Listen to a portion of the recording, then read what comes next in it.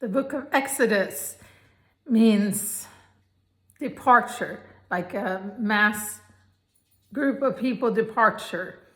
Or you could think of the word exit, to think of Exodus as exit. Because we mentioned in Genesis that Jacob sent his 11 sons, thinking Joseph was dead, to Egypt because there was a famine. Well, the famine got worse or continued, and so they actually moved to Egypt. And also because his 12th son, Joseph, was there and was the equivalent to prime minister of the country. So they're like, let's move to Egypt. And with all the relatives, there was about a group of 70 people that moved there. And they ended up staying there, so they became like a Jewish community in Egypt. And over 430 years, they grew to hundreds of thousands. And so the Pharaoh of Egypt saw it a little bit as a threat that, well, they could turn on us, or if another country wants to attack us, they might join them. So we need to keep control of them. So he kept them contained in an area called Goshen, and he also enslaved them. And then, because of his fear and control, he even instituted that the firstborn or any newborn sons were to be killed to try to stop and control the population. And at this point, Moses has been born. So you remember the name Moses, I'm sure, that was found in a basket in the river. And the story behind that was he was a good-looking kid. And so they were trying to hide him for 3 months. And then finally, it became harder and harder, I'm assuming. So they put him in a basket and put him in this river. And Pharaoh's daughter found him. And being a woman, she probably had like a soft heart for this little kid. This little beautiful kid. So she says, I'm going to keep him. But she needs somebody to nurse him. And so she asks the slaves, need somebody. And they're like, oh, we got this lady. And she can still produce milk. She can produce milk and stuff right now. And it happens to be his mother, but they don't say that. But so they get the mother of Moses to nurse him. And the Pharaoh's daughter raises him.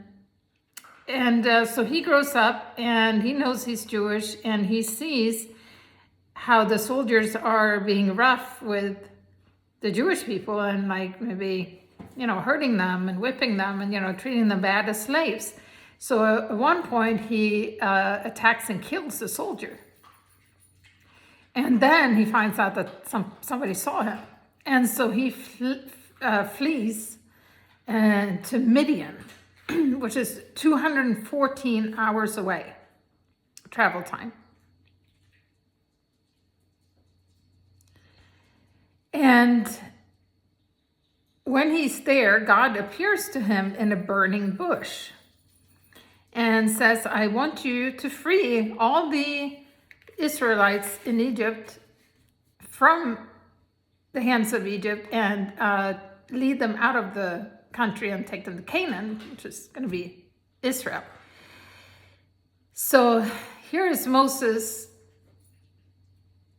who is already running away from the Pharaoh, now asked to go back there, and not just go back there, but do the biggest crime of Earth's existence and lead 600,000 captive Jews out of the country.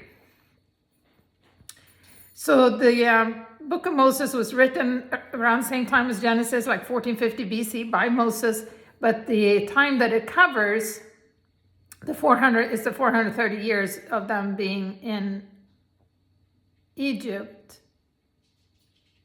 Well, and that is, give or take 100 years, that's roughly around 1800 to 1400 BC.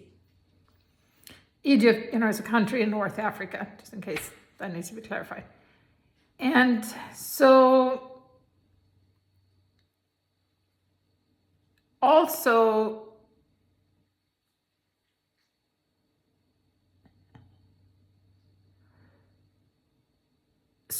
when God helps him to get Pharaoh to release the people by sending plagues.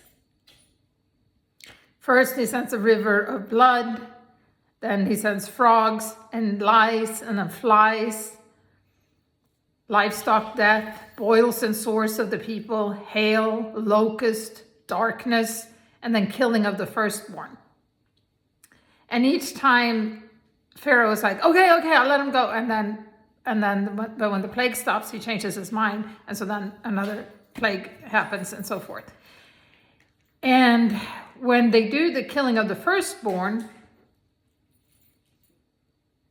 there's the blood of a lamb that an angel puts, or the people put, I think, on the doorpost of their homes. If they're Jewish, they're told to put blood of an innocent, pure lamb on the doorpost. And so when the angel of death comes, it's going to pass by those homes and not kill the firstborn in those homes, only the firstborns of the Egyptians. And that's where the holiday Passover comes from, that the Jewish people celebrate.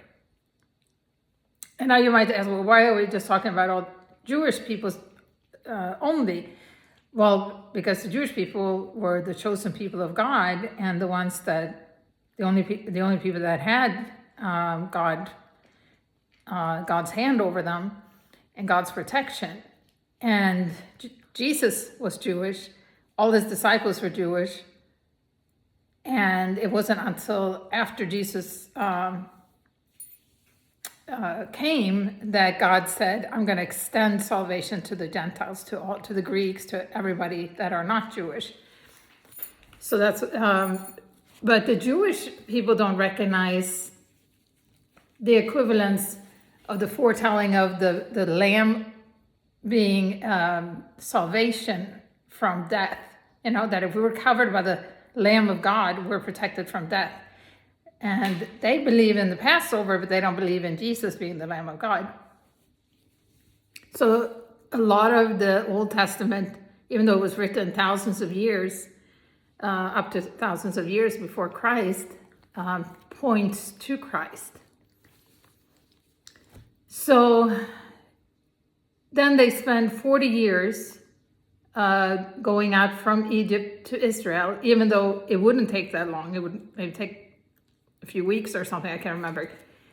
And that was a teaching time that God used to really show and his protection and say, see what I did, I led you out of Egypt. And then he provides food and drink and a cloud and pillar of fire by night, showing them the way where to go. He gives them the 10 Commandments while they're still in the area of Egypt on Mount Sinai. Moses goes up and is given the 10 Commandments. He puts them and inscripts them on a rock. He comes back down and his face glowed for 40 days because he was so close to God while he was up there. But even during those 40 days, he comes down, the people are worshiping calves, a golden calf, idols, seeking other gods. And so it's a constant struggle, because sometimes we say, well, if I could only hear from God, if I could only see God, if I only had more miracles in my life, then I would surely believe. And here's just story after story of people that walked with God, saw the miracles. God talked to them verbally, out loud, audibly, and they still, was just so easy to stray away from God. So then God speaks to Moses about how to judge things and laws, like laws regarding violence, servants, property, Sabbath, feasts,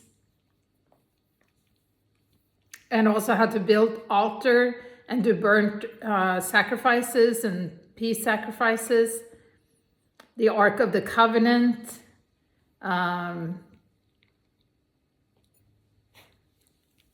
gold lampstand, the tabernacle, altar of burnt offering, priesthood garments.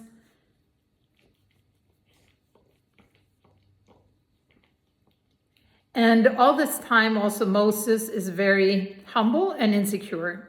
He says, who am I? I'm not even eloquent in speech. Like, who am I to lead these people? Who am I that I should go to Pharaoh and that I should bring the children of Israel out of Egypt? He is totally aware of that. He is not a good candidate. He's not trained. He's not a public speaker. He's not, but that's how good God can use him. And God says, I am who I am. And God can use anybody. And that's why I always like to encourage people to really find the purpose in life that God has for them. How does God want to work through us? So that's the main story of the book of Exodus. And the Genesis, I didn't say the word Genesis means generation, meaning generation as far as in creation. It means creation, beginning, generation, to generate something out of something. It's a special type of creation, not just to draw something on a piece of paper, but to form and create something. That's what the word Genesis means. And Exodus, again, you can think of it like exit.